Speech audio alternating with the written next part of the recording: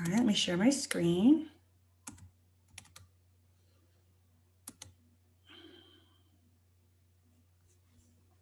Okay, so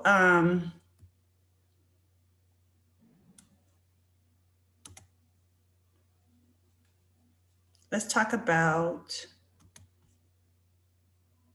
some of the vocabulary.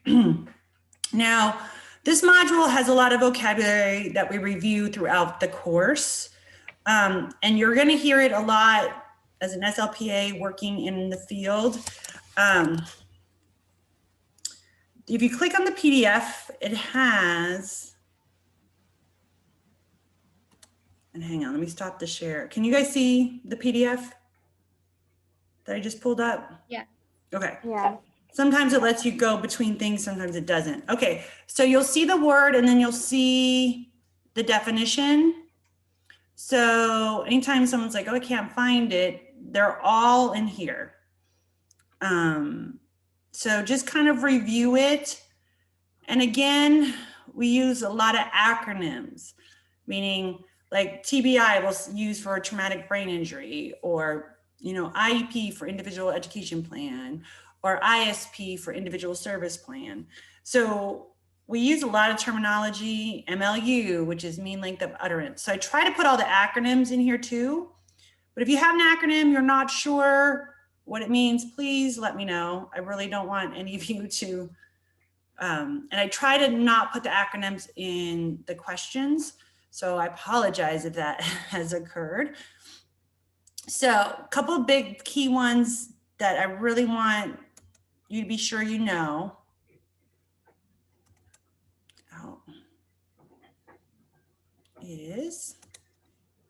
So you'll hear this a lot when we're talking about mean length of utterance, MLU, a lot of goals are written for this, and that's really how many words somebody's saying. And we can refer to that a lot with children or adults. So you'll see a goal increasing their MLU. So we're really working on expanding their expressive language, making it longer. And MLU is an actual calculation. Like, how do we measure that? That's kind of one way we measure that. And then things like babbling, you've, I'm sure, heard this, just with talking about babies in general. It's not really different for us in the speech field. Babbling is babbling. Jargon. So jargon is a word, and we use it with children and adults.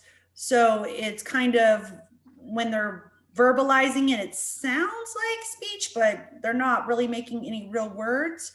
So a lot of times we'll use the word jargon, meaning they're verbalizing, but it's not real words.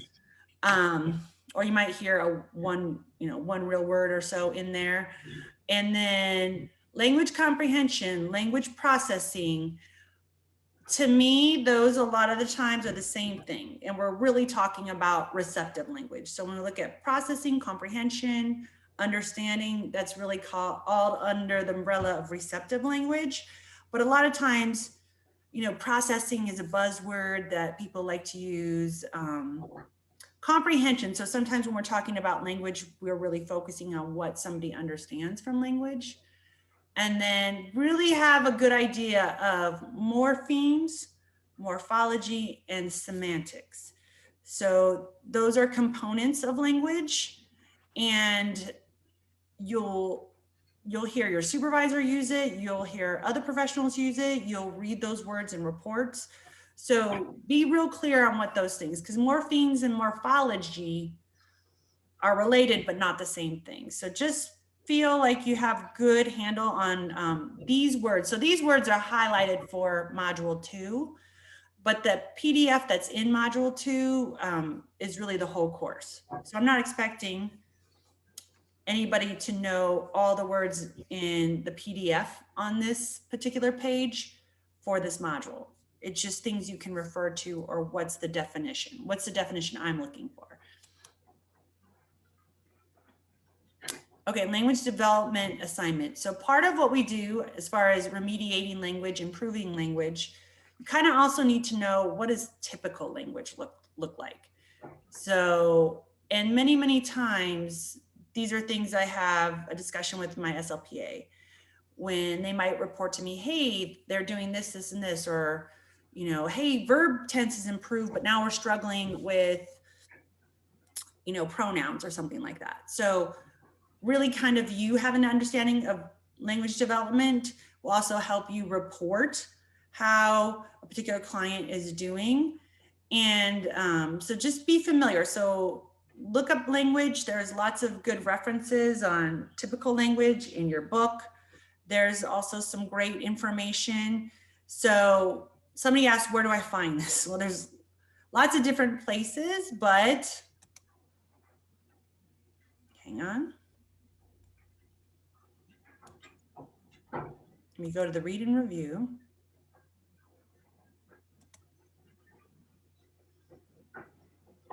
Okay, can everybody see this page? Yep.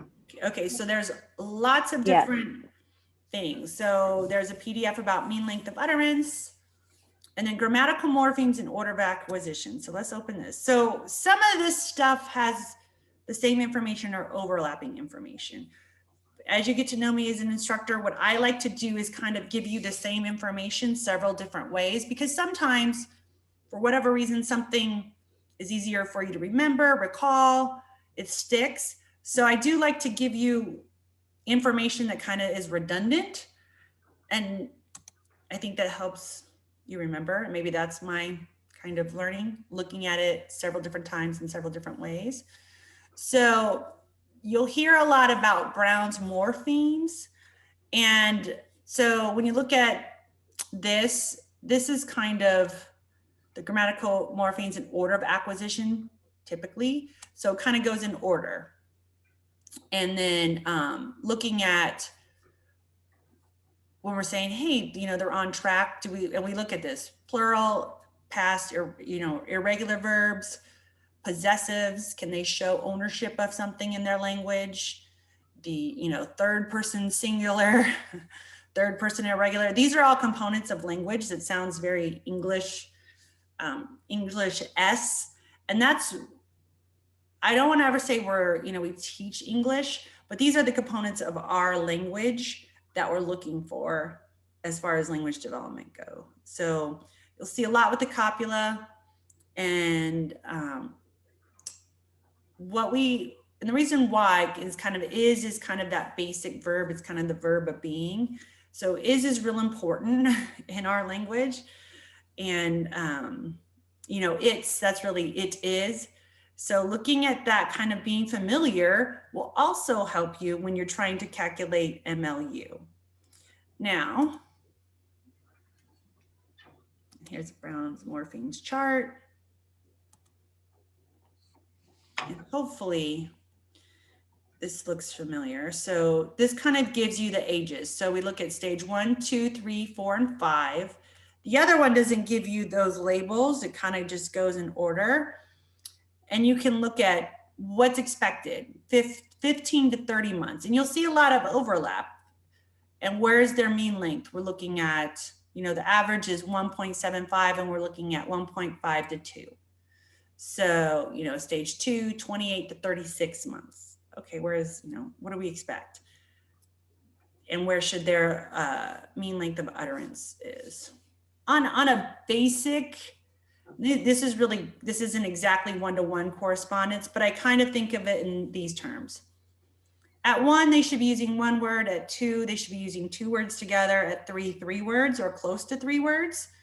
And let's say they're about 2.5, but they're getting closer to 3. Okay, they're on track. So that's a real rough way I think about it. And, you know, we're looking at 4 to 46 months. So we're looking at 3 to 3.7. So not quite 4 words, but 3 words on a consistent basis. And then, you know, for stage 5, 42 to 52 months, we're looking at, you know, about 4 words per utterance. So that's, like I said, I always thought of it in those terms when I learned this, you know, 1 word, 2 words, or almost 2 words, you know, 3, almost 3 words. So that's kind of the rough estimate when you're thinking about it. If that helps any of you. And there's some other great charts in here.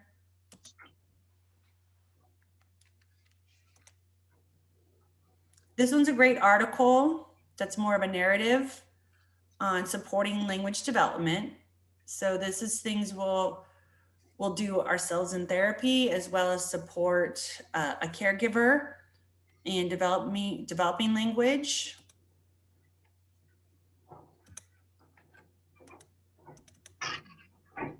And hierarchy of language development. I like this one too. So for those of you who like more pictorial visuals, and I have to say this, if you learn nothing else in module 2, if you don't have attention and listening, you have generally poor communication development. So that's the bare minimum. If you don't have that joint attention or ability for a child to gain attention, a lot of the next levels of language can be dramatically impacted.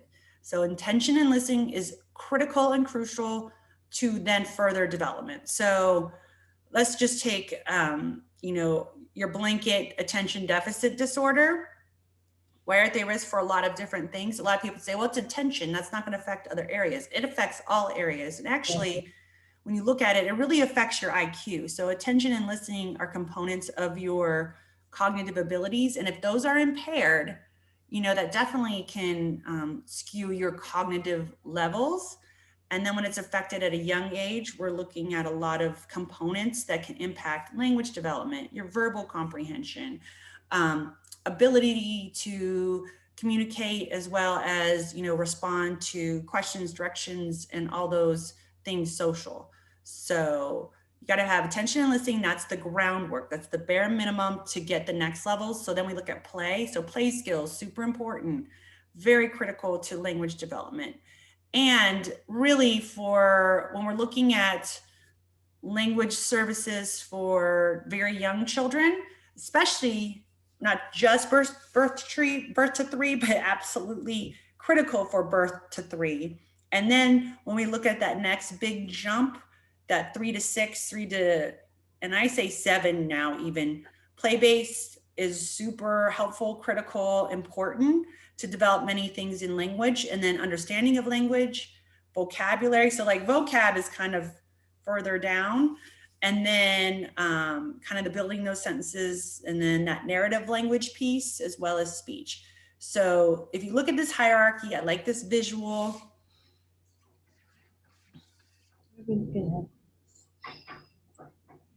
Yeah, trying to get back to.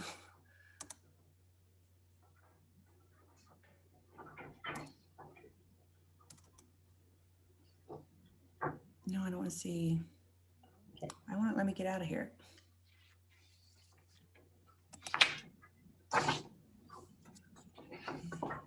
One moment.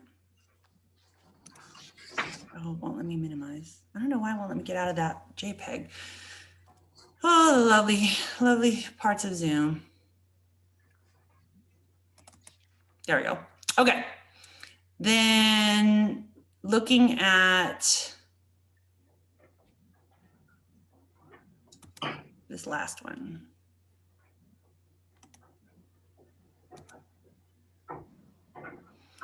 Okay, so this seems a little overwhelming, a little bit, but what I like is it kind of gives you examples of how we calculate it. So you got to read it, and then looking at how do we calculate the mean length of utterance. So basically what we do is, you know, let's look at the components. So the morphemes. So be familiar with how do we count a word. So like when I said it's really counted as 2 because it's really 2 words together. And some of those morphology pieces are counted as another component. So be sure you're kind of familiar with that. So on the first page,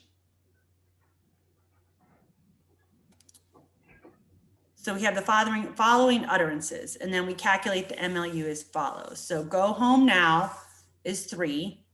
Okay, I live in Billingham, that's 4.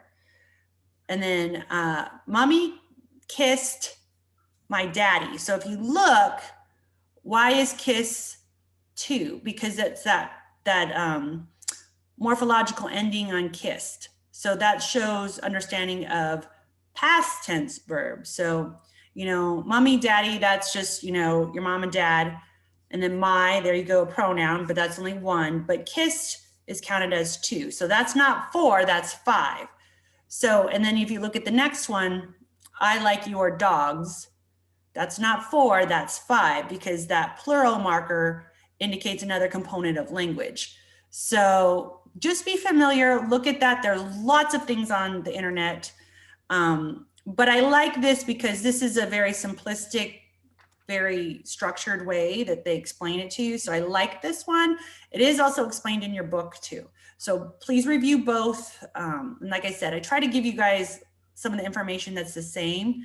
And sometimes I think seeing it different ways helps it stick. And so you do need to know how to calculate an MLU. You will see it. It'll be part of your goals that you work on in therapy, especially if you do pediatrics. But even if we're doing adults and they've had some kind of, you know, aphasia, things like that, we're trying to increase their mean length of utterance instead of just 1 word to 2 or 3 words. So for instance, a good friend of mine, her father-in-law had a stroke, and, you know, really he was only able to respond with 1 word, maybe 2 words. And then in therapy, they were working on increasing his utterances to 3 to 4 words. So he had an MLU. I remember her calling me, what's this MLU? What does that mean? So it's not just for our pediatric population. We will use it with adults too, but it's really mean we're trying to increase the expressive language. So we have that language development assignment, and then we have a assessment. So then everyone asks, it's all definitions. So somebody asks, what's for this? It's definition. So be familiar with the vocabulary in this module. It's all multiple choice. And then the read and review. So, and really what I want you to look at is we're working with a young child. And obviously, again, I'm talking in generalities. What are important milestones? So just think about, you don't know what you're working on, but let's say you have a 4-year-old, you're working on language. What are some important things to indicate, or you're trying to report to your supervisor? So for instance, this happened, you know, just this week, my SLPA, she says, oh, I noticed, you know, Johnny, and I always use Johnny or Brian as a name, so no one specific, but she'll say, okay, Johnny, he's using, you know, that progressive form, ing, you know, and she was excited and she was feeling good about that. And then she's like, he also used a pronoun correctly. And so she was giving me updates on him and all of the things that she's seeing in his language. So you're working with a kid, and just think basically, okay, I'm trying to improve his language. What are some important things I need to note? And just kind of, what do you think is important? And I don't know if you've been around your own children or other family members or friends' children. What are, you know, exciting things? And really what's exciting too is these are things that are important in that, for that child, if they're communicating with others. What is something their parents or family members are going to be looking for and want to see? So just kind of, what's your take on it? Look at the milestones. What are important things to indicate? And then really we're looking at 2 cohesive paragraphs. So what we're really trying to do also is increase your writing skills and a couple different things. So a lot of people are really good at putting bullet points, like here are the, you know, 5 things I see that are important. I don't want to see that. I want to see a cohesive, nice written paragraph for the read and review summaries. So just kind of keep that in mind when we're looking at how do you complete this assignment. So everyone's good at bullet points, and I get it. It's easier. But any other questions or and the only other thing I want to review before we click off is module 1. Just a couple things in there. So in the observation module, a couple things I just wanted to note is, sometimes in a session, you might be watching. So this holds true on master clinician or in an observation. Sometimes you're not always sure of what the target is, and you can kind of maybe take a guess. And obviously, as you're learning how to do therapy and you're watching others, be sure to ask those questions. Don't always assume that you're correct. And really what I want to know, what did you see? What did you observe? And then sometimes you'll be observing and you're not really understanding why maybe clinician is responding a certain way or giving feedback. Like somebody said they thought that the clinician really wasn't giving feedback. A lot of times there is a particular reason for that. So be sure to ask some of these questions if you're not sure. And I didn't expect anybody to really know exactly what was going on in any of these, but and master clinician at least gives you some background. But it's always important when you're watching another clinician to ask, why they're responding that way, or if they didn't give, good job feedback, why is that? So just kind of get some ideas about how might be different ways we respond, or if the target, because so sometimes we think the target's one thing, but we're really looking for something else. So always be sure after you're able to observe and you're working in your practicum that you understand what the intent or purpose that the clinician is doing. So just kind of keep that in mind.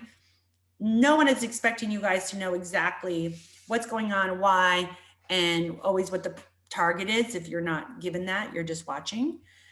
So those are just some things I just noted that, people weren't sure why some of the responses were the way they were, but those are things you need to ask when you are watching. Obviously, master clinician, you can't. But any other questions or concerns?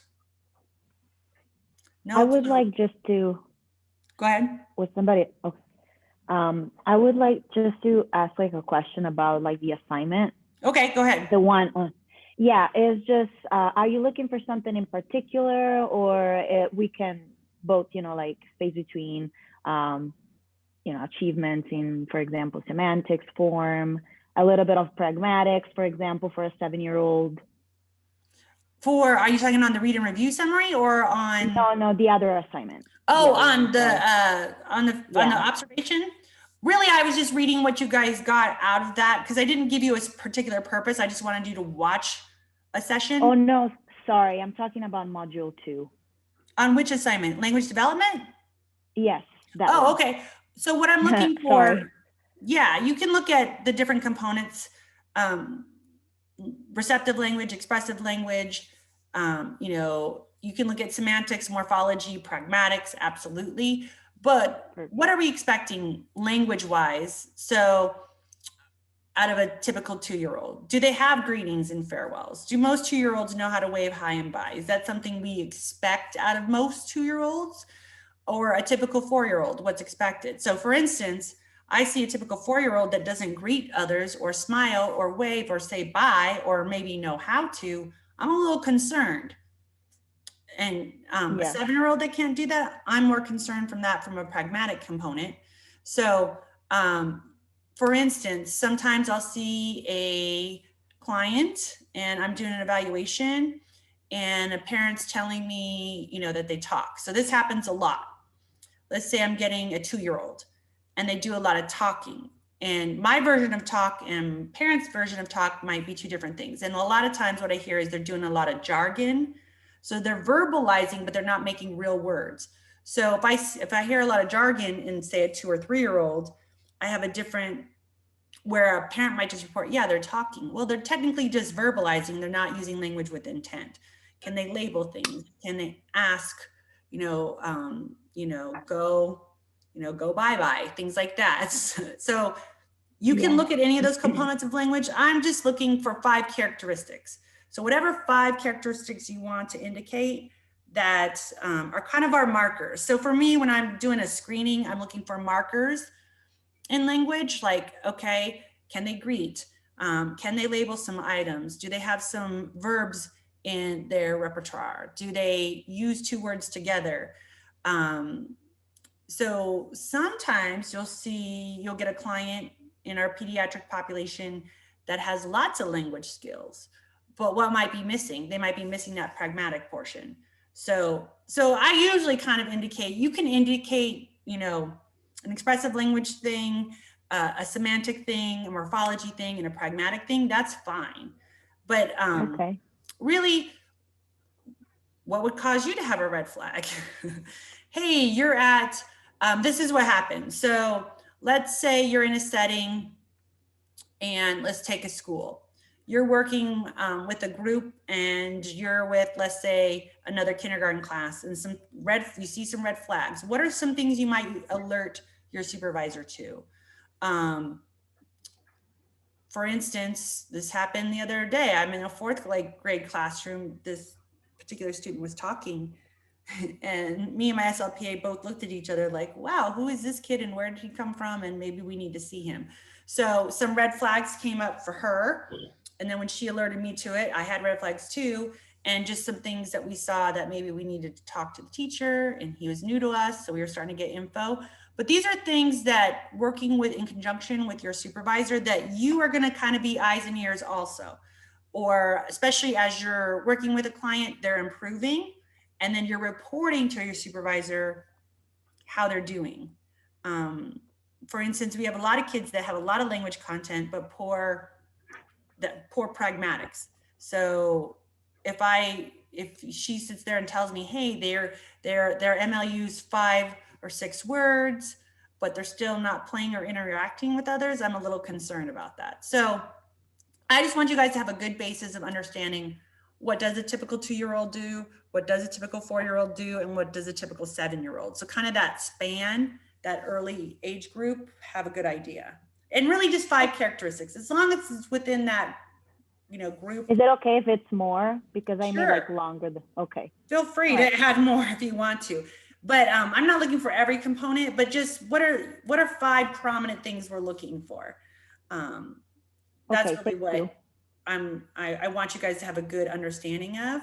And you know, just number 4, you aren't diagnosing, but you know, why is it important for you to understand? Because you guys are also reporting progress. So those are some things, or you're saying, hey, I think they've mastered this, and you want your supervisor to come check out. So what I'm looking for is she reporting accurate data? And what else does this client need support for? And are we reinforcing the language skills as we need? So these are just some things that it's good for you guys to know.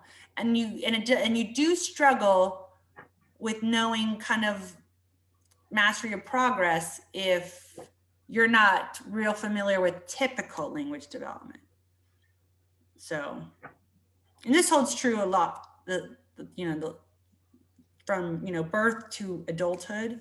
So, for instance, I love this, looking at teenagers in general, all struggle with inferencing, not just our, clients on the spectrum, but, your average child without a disability can struggle with inferencing skills. So where is it typical to have these skills is good to know. Obviously, I didn't ask you about an adult, but it occurs through every kind of milestone age group. Any other questions?